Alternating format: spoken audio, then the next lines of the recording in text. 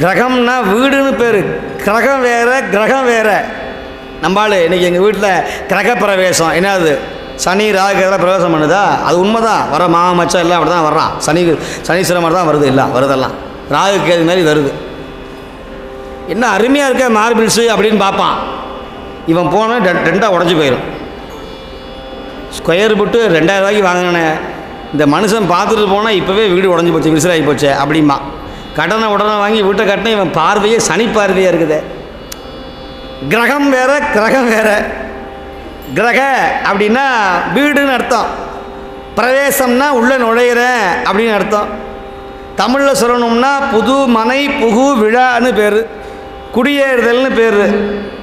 அதனால் இன்றைக்கி நிறைய பேர் வரல பாவம். ஆனால் நீங்கள்லாம் அதெல்லாம் விட்டுவிட்டு கல்யாணத்துக்கு கூட போகாமல், புதுமனை விழாக்கெல்லாம் போகாமல், நான் மத்தியானம் விருந்துக்கு வந்துடுறேன், நான் போய் சுந்தர தேவாரம் கேட்டு வந்துடுறேன்னு இத்தனை பேர் வந்திருக்கிறீங்களே, நீங்கள் தான் உண்மையான அன்பர்கள், சுந்தரருடைய கருணையை பெற்றவர்கள். ரொம்ப மகிழ்ச்சி.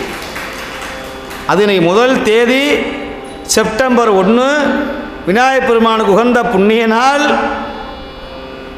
நாளைய தினம் இன்றைக்கே சாயங்காலமே ஆரம்பிச்சிருது சதுர்த்தசி திதி. ஆகையினால இத்தனையும் சிறப்பு வாய்ந்தது இன்றைய நாள் சுந்தரர் தேவாரத்தோட.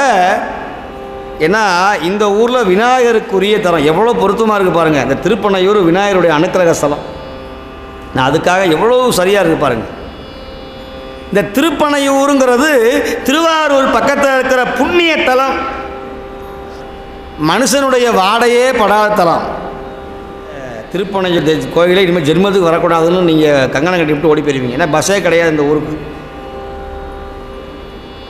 ரொம்ப கடுமையான ஊர். ஒரு பாடல் பெற்ற தலம். நீங்களாம் பார்த்து கண்ணில் தண்ணி வரும். போய் பார்க்க வேண்டிய ஊர் திருப்பனையூர், திருவாரூர் பக்கத்தில் இருக்கிற புண்ணிய தலம்.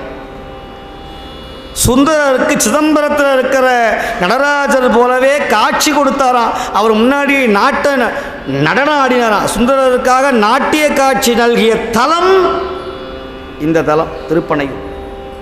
அதில் சொல்கிறார், கரிகாச்சோழன்னு ஒரு சோழன் இருந்தான்.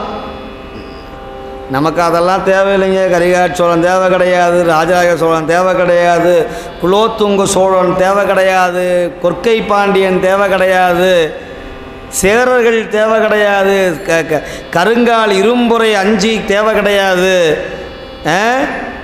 பெருவழுதி பல்வேள்வி பெருங்குடும்பி வழுதி சேரமன்